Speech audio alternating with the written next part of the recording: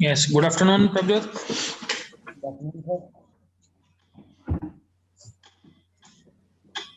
कर लो बेटा, camera on कर लो।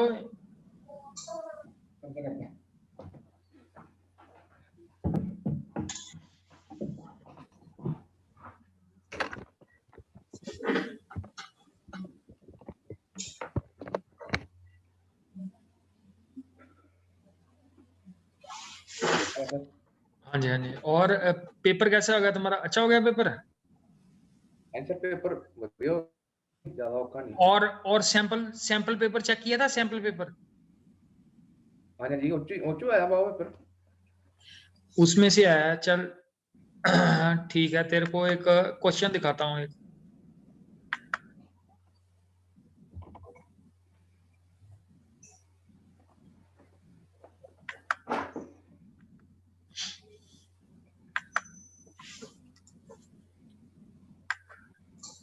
अकाउंट्स की लग गई क्लास?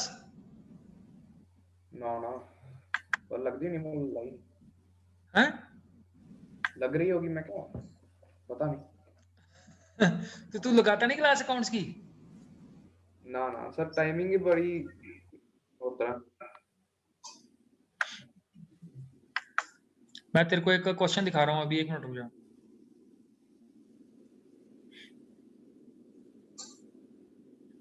वीडियो चेक करता है? हाँ जी, अभी पता चल जाएगा वीडियो चेक करता है या नहीं करता।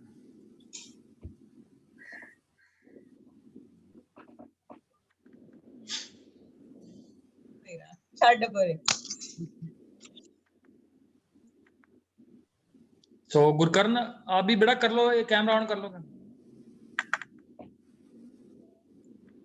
ये दिखाई दे रही है स्क्रीन? हाँ जी। ये क्वेश्चन है, question number 38।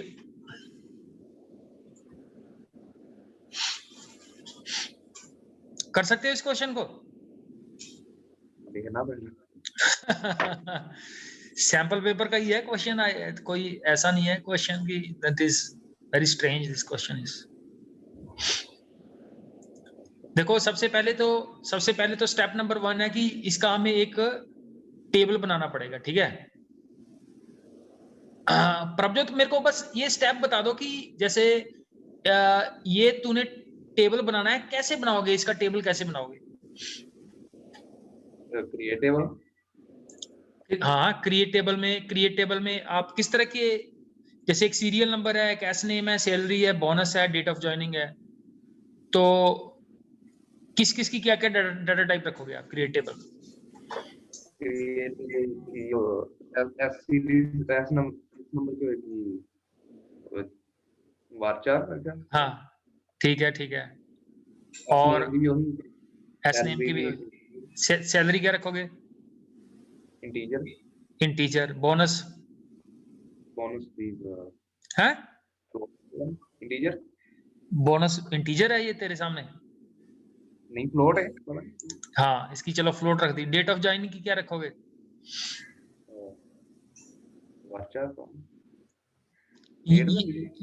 Yes गुरकर्ण।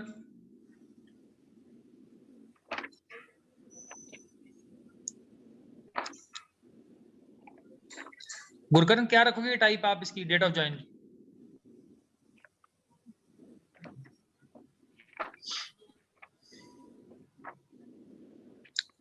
Yes, date of join की डाटा टाइप होगी डेट, ठीक है? हर किसी की वेर कैरी नहीं रखी जानी हमें, ठीक है? तो थोड़ा अपने डिसीजन को मॉडिफाई भी करना है। चलो ठीक है। So we focus back on the today's topic, ठीक है? एक हमने टॉपिक किया था लास्ट शुरू, वेब ब्राउजर्स, ठीक है? So basically this is a theoretical sort of A topic, ठीक है? जैसे बता सकते हो प्रभजोत, तो वेब ब्राउजर होता क्या है? सर्च इंजन होता है। वेब ब्राउजर सर्च इंजन होता है? तो सर्च इंजन क्या होता है? हाँ। नहीं नहीं, ऐसे ना करो यार, ऐसे आप ऐसे ना आंसर करो आप। यस गुरकर्ण।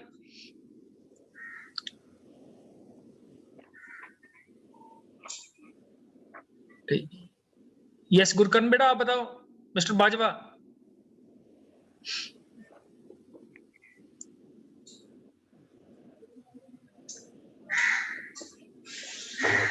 हाँ yes Amanpreet.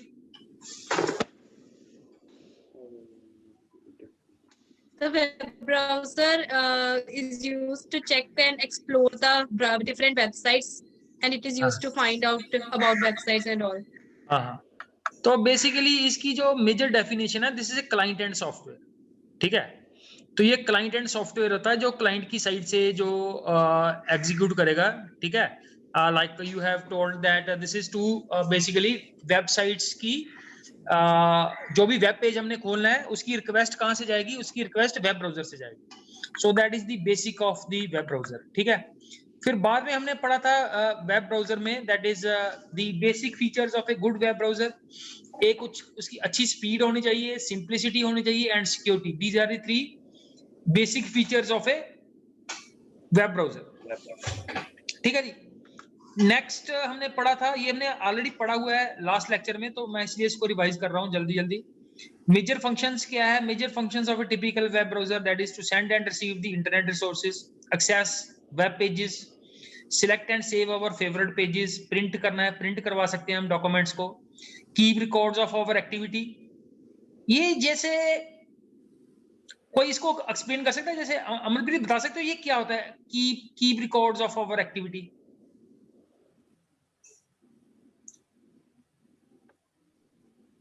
So like it keeps a record of our history, what we have browsed or what we have checked. तो हिस्ट्री में से हम चेकआउट कर सकते हैं कि हमने पुरानी कौन कौन सी वेब पेजेस को एक्सेस किया है, so we can get it that. ठीक है, store information in the cloud and install applications. तो these are the basic features of a web browser. Now the next is basically ये इसकी typically जो layout है, कैसे ये ब्राउजर काम करता है, कौन कौन से काम करता है। सो ये सारा इसके अंदर एक्सप्लेन किया हुआ है इस डायग्राम के अंदर। तो सबसे पहले क्या है हमारे पास web browser, how the web browser works. Number 1 है हमारे पास यूजर इंटरफेस। तो यूजर इंटरफेस के अंदर यूजर इंटरफेस क्या है, जो हमें दिखाई दे रहा है यूजर इंटरफेस। अब उसके बैक एंड पे कौन कौन सी चीजें काम कर रही हैं? सबसे पहले है ब्राउजर इंजन। अब ब्राउजर इंजन क्या करता है? It queries and manipulates the rendering engine. तो बेसिकली ये क्या करता है? ये क्वेरी करता है और मैनिपुलेट करता है टू द नेक्स्ट लेवल। फिर नेक्स्ट है कि ये रेंडरिंग इंजन क्या करता है? रेंडरिंग इंजन करता है it interprets the HTML and XML documents and images as per CSS and generates the layout to display. तो बेसिकली जब हम बोलते हैं कि जो हमारा HTML डॉक्यूमेंट कहां पे एग्जीक्यूट होता है, वो रेंडरिंग इंजन में जाके एग्जीक्यूट होता है। जितना भी हमारा HTML डॉक्यूमेंट्स हैं, XML डॉक्यूमेंट्स हैं और जितने भी हमारे कास्केडिंग स्टाइल शीट्स हैं, CSS, they all are basically handled in the rendering engine। ठीक है, तो यहां पे वो सारा हमारा कोड जो है वो एग्जीक्यूट होगा। नंबर नेक्स्ट जो है हमारे पास, दैट इज नेटवर्किंग। अब नेटवर्किंग में क्या है? This handles all aspect of internet communication and security using the HTTP and FTP। तो जितने भी हमारे प्रोटोकॉल हैं जिसके अंदर थ्रू नेटवर्क हमारा जो मैनेजमेंट हो रही है, that is handled by this, you can say rendering engine के अंदर जो सबसे पहला टास्क है दैट इज नेटवर्किंग। ठीक है, नेटवर्किंग के अंदर क्या है कि हमारे जो हमारी मशीन है उसका क्या IP एड्रेस है। ठीक है, दूसरी कौन सी जो भी जितनी भी मशीन्स होती हैं इंटरनेट के ऊपर, हर किसी का कोई ना कोई IP एड्रेस होता है। तो नेटवर्किंग रिलेटेड सारे इश्यूज जो हैं, they are handled by this particular aspect that is called networking. It handles all aspects of internet communication and security. Next है हमारे पास जावास्क्रिप्ट इंटरप्रेटर। तो जावास्क्रिप्ट इंटरप्रेटर क्या होता है, वो बात की बात है। ये इंटरप्रेटर क्या होता है, कोई बता सकता है? What is interpreter?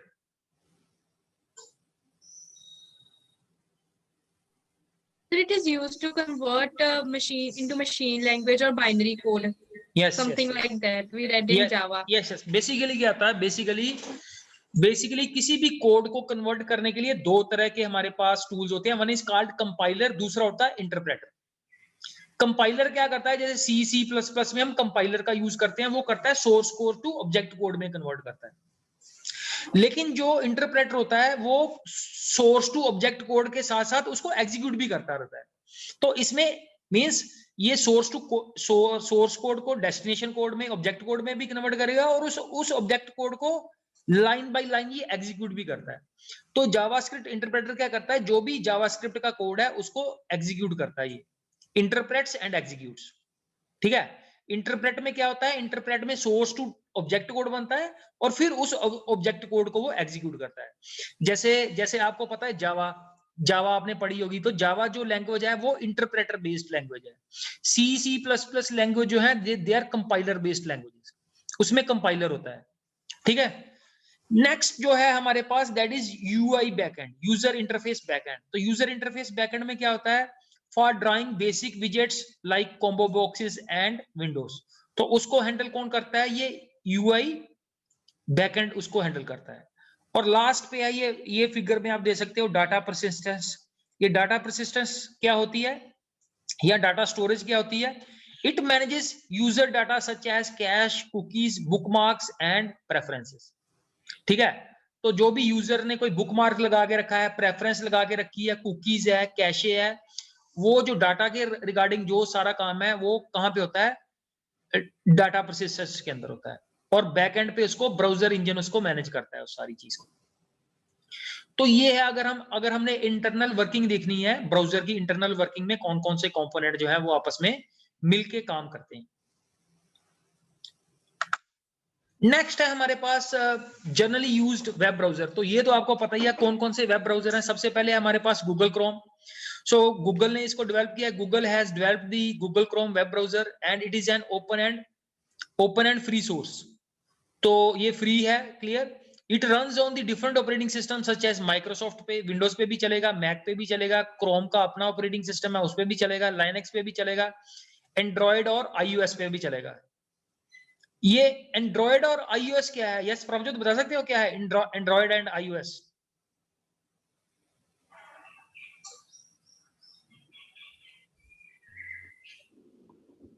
सॉफ्टवेयर हाँ, मतलब थोड़ा सा बाकी जो लिखे हुए हैं, माइक्रोसॉफ्ट सबसे पहले सॉफ्टवेयर लिखा है माइक्रोसॉफ्ट, फिर लिखा है मैक, फिर लिखा है क्रोम, फिर लिखा है लाइनक्स, फिर इसके बाद ये दो हैं एंड्रॉइड एंड iOS।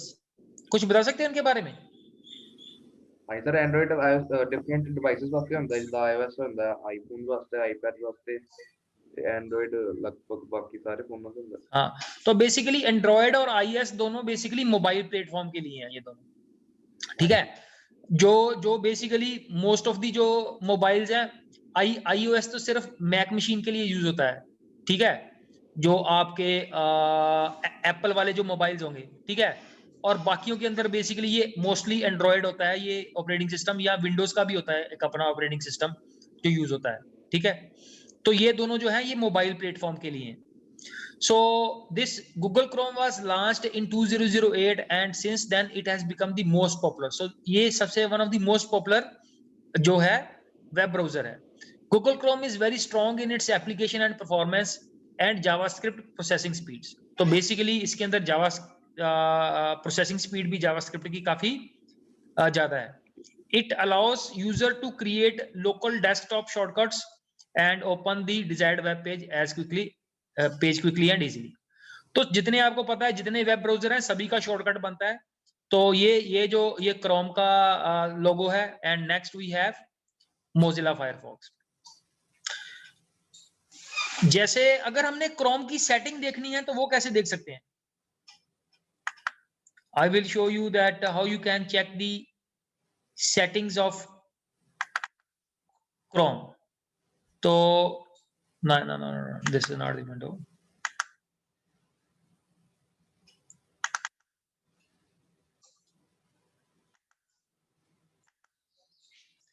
ये विंडो दिखाई दे रही है आपको? ठीक है, तो इसमें क्या है, these are the basically the settings of Chrome. जैसे ये क्रोम क्या है, browser colon 2 forward slashes and settings. तो जितनी भी आपकी सेटिंग है, जैसे आप अपना पासवर्ड, कोई भी जितने पासवर्ड स्टोर किए हुए हैं, you just type password here, तो ये सारे आपके रिगार्डिंग पासवर्ड की इंफॉर्मेशन आ जाएगी। फिर ये जो आपकी हिस्ट्री है, browsing data, like history, cookies, cache and more, वो सारे यहाँ पे आ जाएंगे। ठीक है, नीचे cookies and other site data that you can check it out here.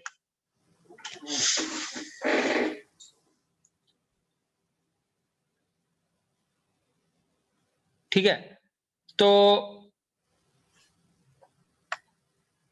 what we were basically doing here, we were looking at the settings of Chrome। तो Chrome की सेटिंग के अंदर, ठीक है, और क्या है, जैसे नो जितने भी रिजल्ट्स हैं, security, regarding security, so you can click on this and you can check out. Enhanced protection है, स्टैंडर्ड प्रोटेक्शन है। So these are the options which are available in Chrome। ठीक है जी, you and Google, so basically ये Google का tool है, तो ये सिंक भी हो जाता है। सिंक, ये सिंक ऑपरेशन पता क्या होता है? What is this sync operation in Google Chrome?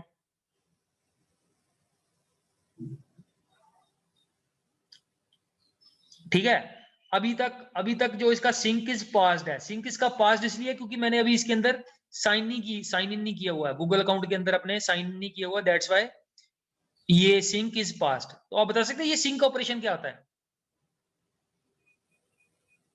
Yes Amanpreet.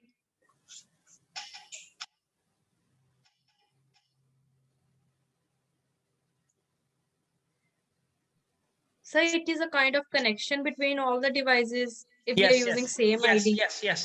तो सिंक बेसिकली क्या होता है, जब मैं गूगल के अंदर लॉगिन करूंगा, तो लेटर से जो भी मैं अपने लैपटॉप से काम कर रहा हूं, अपने मोबाइल से काम कर रहा हूं इस अकाउंट के अंदर, तो उस चाहे वो मैं जिस मर्जी डिवाइस से जाके काम करूं, या मैं अपने लैपटॉप से काम करूं, या मैं स्कूल के लैपटॉप से काम करूं, या किसी की और की डिवाइस से काम करूं, अगर मैंने गूगल के अंदर लॉगिन करके काम करूंगा, तो वो मेरी सारी की सारी हिस्ट्री जो है, वो बेसिकली जितना भी मेरा रिकॉर्ड्स है, मेरा डाटा है, तो वो एक ही जगह आके I can check it out at any time. So this is a very important feature. ठीक है, और जैसे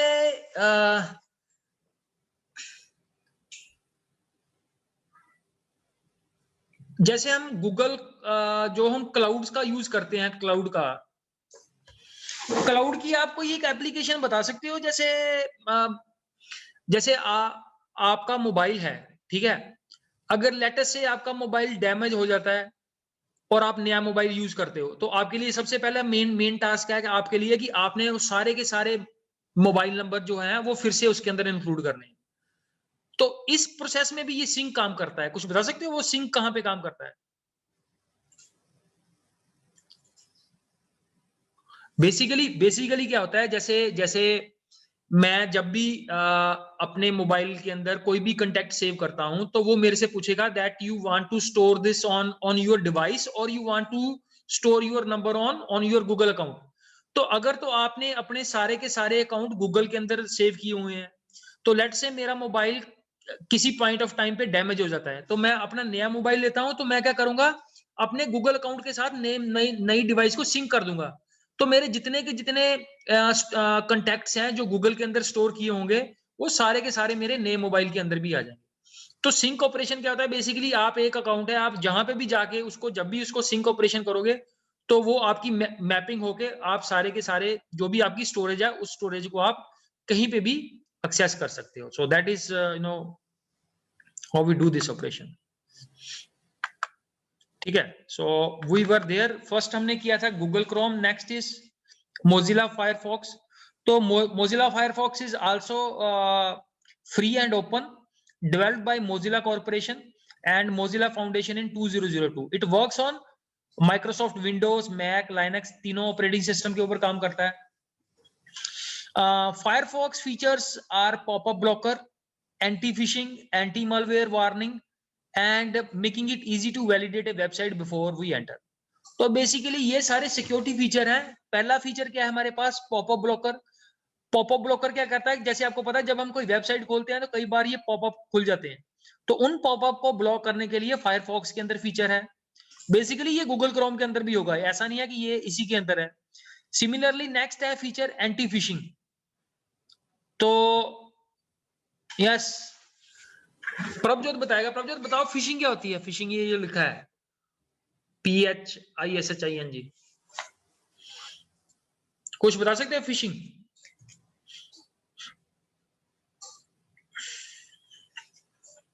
yes, mister Atul has joined in. Yes, Amanpreet आप बताओ फिशिंग क्या है?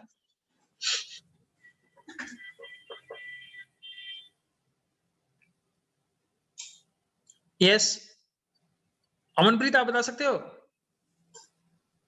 Sir, it is a crime in which maybe the hacker or cracker tries to act as another person and take information and account numbers or passwords. ऐसा मैं आपको बताता हूँ ये फिशिंग का अटैक कैसे होता है। बेसिकली जैसे आपको किसी भी मतलब कि किसी भी पर्सन ने आपको ईमेल सेंड की और उस ईमेल में उसने सेंड कर दिया कि आपके एक लिंक भेज दिया, उस लिंक में भेज दिया कि ये आप अपने आईसीआईसी बैंक के अकाउंट के अंदर इस लिंक के थ्रू एंटर हो जाओ। जब आप उस लिंक के ऊपर क्लिक करोगे तो जो वो वेबसाइट खुलेगी दैट विल बी, उसकी लुक जो है वो आईसीआईसी बैंक की लुक के अकॉर्डिंग होगी, बट वो ओरिजिनल वेबसाइट नहीं होगी। तो इस तरह के अटैक को हम बोलते हैं फिशिंग अटैक, और ये फिशिंग अटैक को रोकने में मोजिला फायरफॉक्स जो है that is also very helpful in that. तीसरा होता है हमारे पास एंड एंटी मलवेयर वार्निंग। तो मलवेयर होता है जब हम कोई सॉफ्टवेयर इंस्टॉल करते हैं तो उसके साथ ही कुछ मलवेयर हमारे कंप्यूटर्स के अंदर आ जाते हैं, तो उनके अगेंस्ट ये वार्निंग भी हमें इशू कर देता है, that is when you are installing a software, so the malware can basically misuse your system, so making it easy to validate a website before we enter। तो बेसिकली इसमें website को validation check लगाने में that is quite powerful this Mozilla. आपको पता है Mozilla और Google Chrome यही मोस्टली जो ब्राउजर जो है which are very very popular.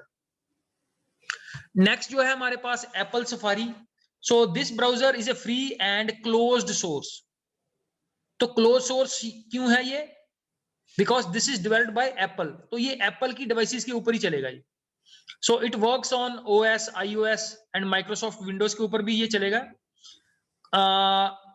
Open source के अंदर क्या आता है? ओपन सोर्स के अंदर क्या होता है कि that is someone else can make updation, लेकिन क्लोज सोर्स के अंदर आप उसके अंदर कुछ और चेंजेस करके उसको रीडिस्ट्रीब्यूट नहीं कर सकते आप उसके अंदर। So it was launched in 2003। It works on a WebKit to render graphics and run JavaScript। Safari is faster and more energy efficient than the other browser। तो energy efficient that is now very very strange sort of a calculation, not very easy to make। हम इसको easily calculate नहीं कर सकते because some sort of research have been made कि this is more energy efficient है, कि हमारे system की कम एनर्जी कंज्यूम होगी in opening the websites. Next जो एक इंपॉर्टेंट वेब ब्राउजर है that is Internet Explorer. So you know that this belongs to Microsoft corporation and it is integrated into Microsoft Windows operating system environment in all the versions and it was launched in 1995। Clear? So this was the most popular web browser. कब तक था? जब तक Google Chrome launch नहीं हुआ था, तब तक ये सबसे पॉपुलर वेब ब्राउजर था। So now a lot of market of Internet Explorer has been now captured by Google Chrome। Clear? So it supports add-ons, improved security and power saving features। Next जो एक और commonly used web browser है that is Opera। So Opera is a web browser developed by the company Opera Software। So it is compatible with Microsoft Windows, Mac operating system, and although it works in older versions on Linux, it is launched in 1995। It is provided integrated ad blocker है इसमें, fast with Opera Turbo and sidebar extension for multitask। So these are the few features of this Opera web browser। Next जो है सबसे important that is how you can work with the settings. ठीक है, जैसे अभी हमने अभी setting खोली हुई थी, तो सबसे पहले जो सेटिंग है, जैसे अगर हमें नोटिफिकेशंस के ऊपर काम करना है, सो गूगल क्रोम सेटिंग्स, फिर उसके आगे है content. So I will show you. तो ये है here at the top you can सी, यहां पे क्या लिखा हुआ है? People and we can fetch the content. ठीक है, तो कंटेंट के बारे में आप इसके अंदर सारी सेटिंग कर सकते हो. Clear? What is there in the content part?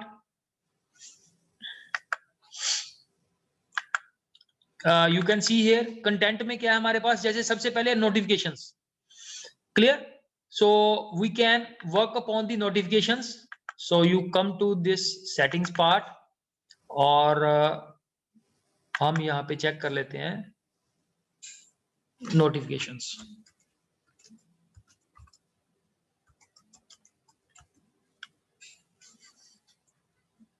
तो this is the site setting.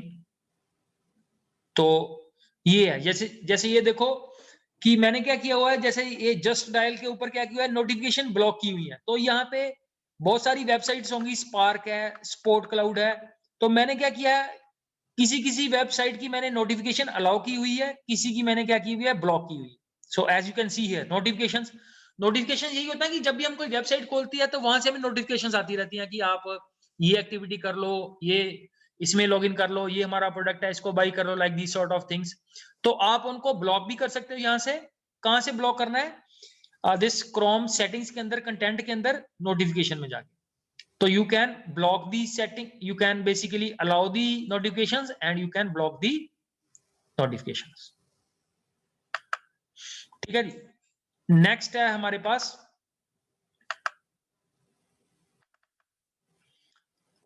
Gate around ad blocking. Clear? तो ये एड ब्लॉकिंग में कहां पे जाना है, वही सेटिंग्स में, कंटेंट में जाके you have to type JavaScript. So you can open your browser and in place of notification you just type here javascript. ये दिखाई दे रही है विंडो?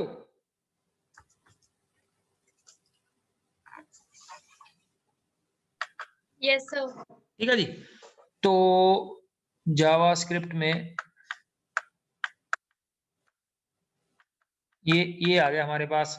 सबसे पहले क्या है हमारे पास, नोटिफिकेशंस है, बैकग्राउंड सिंक है.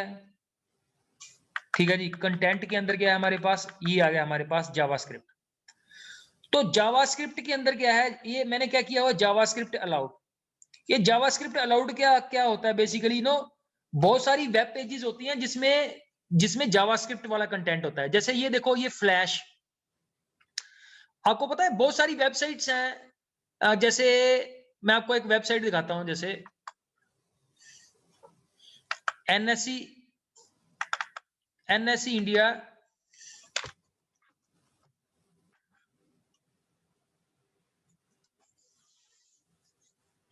Just wait. हाँ, यस.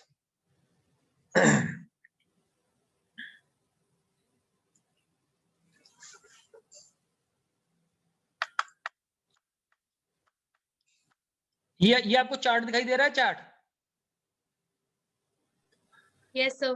तो ये चार्ट जो है, ये आपके वेब पेज पे तभी खुलेगा. कब खुलेगा? जब आपका ये जो ये फ्लैश के बिना नहीं ये खुलता. तो अगर आपकी इस वेब पेज के लिए अगर आपने अपनी फ्लैश इसमें इंस्टॉल्ड नहीं है, फ्लैश को आपका वेब ब्राउजर फ्लैश को सपोर्ट नहीं कर रहा, तो ये ग्राफ नहीं खुलेगा, बाकी सारी वेबसाइट खुल जाएगी आपकी. क्लियर? तो ऐसे हमारे वेब पेज के अंदर डिफरेंट कंपोनेंट है. कुछ कंपोनेंट होता है जावास्क्रिप्ट वाला, कुछ है फ्लैश वाला. फ्लैश आपको पता है, फ्लैश सिर्फ ग्राफिक्स के लिए यूज होती है, फ्लैश. ठीक है, फ्लैश इज ए सॉफ्टवेयर. तो ऐसे कुछ ग्राफिक्स के लिए यूज होता है, कुछ वेब पेज जावा, ये जो बॉक्सेस हैं ये जावास्क्रिप्ट से खुल रहे होंगे. कुछ जो सीएसएस वाली, जैसे कुछ ये इमेज है, ये हो सकता है सीएसएस वाली इमेज हो. तो इस तरह जो हमारा वेब पेज होता है, ठीक है, उसमें डिफरेंट तरह के कंटेंट है. तो उन कंटेंट में काम करने के लिए you have to basically work with the settings of your browser. Similarly ये है जैसे fonts. So you can work with your fonts also. Go to your browser settings. ठीक है. So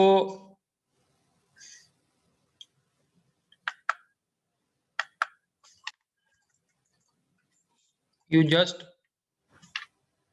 सेटिंग्स में जाके you just type here fonts, ठीक है। ये क्या है, ये फॉन्ट साइज क्या आ रहा है मेरे पास, मीडियम आ रहा है। आप इसको स्मॉल भी कर सकते हो, वेरी स्मॉल भी कर सकते हो, वेरी लार्ज भी कर सकते हो, और वेरी लार्ज भी कर सकते हो, ठीक है। तो जैसे लेट से मैंने इसको वेरी लार्ज कर दिया, ठीक है। Now you see here I open A web page here,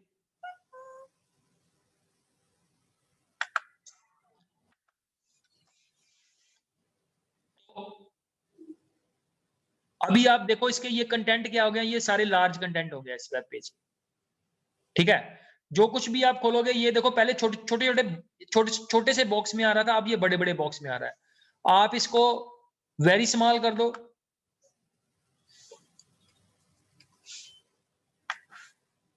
ये देखो फॉन्ट का साइज कितना छोटा छोटा हो गया। अब जो कुछ भी आपके ब्राउजर में खुलेगा,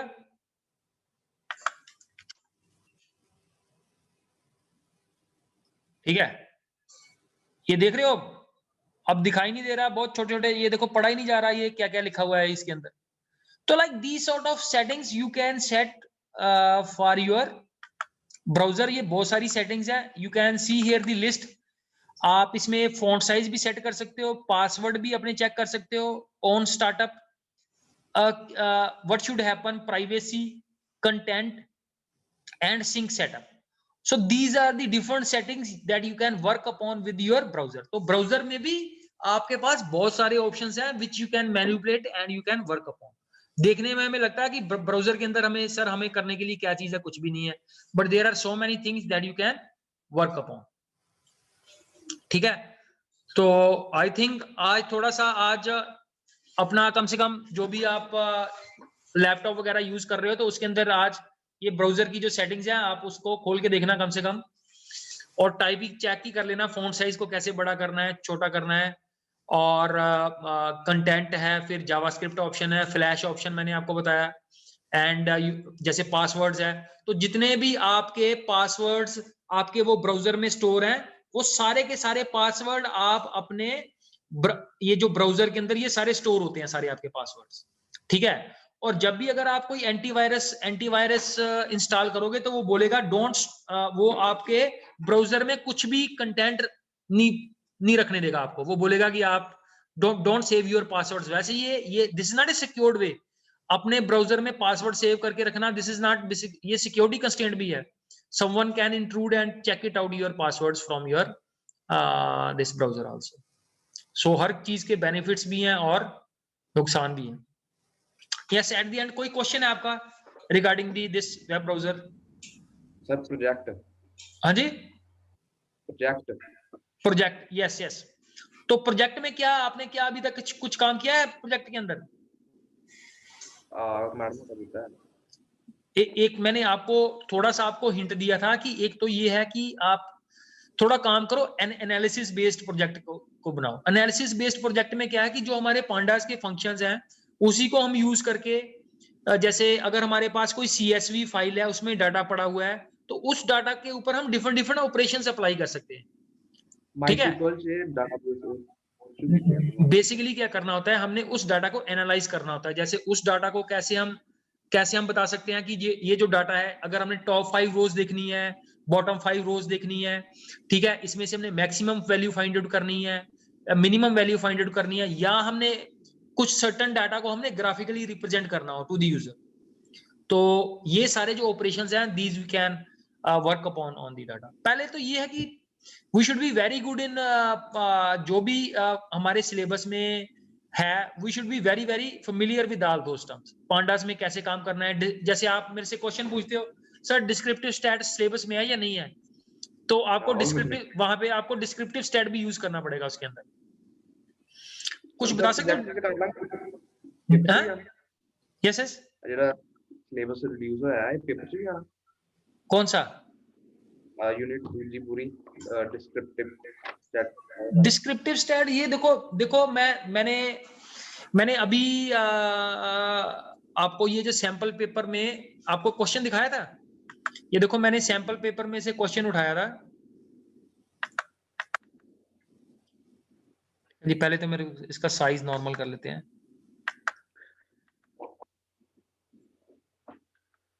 ठीक है, ये क्वेश्चन मैंने दिखाया था आपको। तो इसमें जो क्वेश्चन नंबर बी है ना, display the position of the occurrence of the string TA in salesman names. तो ये क्वेश्चन हमने क्लास के अंदर सॉल्व किया था। इसके अंदर प्रभजोत, इसके अंदर फंक्शन यूज होता है, पोजीशन फंक्शन यूज होता है। तो पोजीशन फंक्शन हमारे सिलेबस में मेंशन नहीं किया हुआ।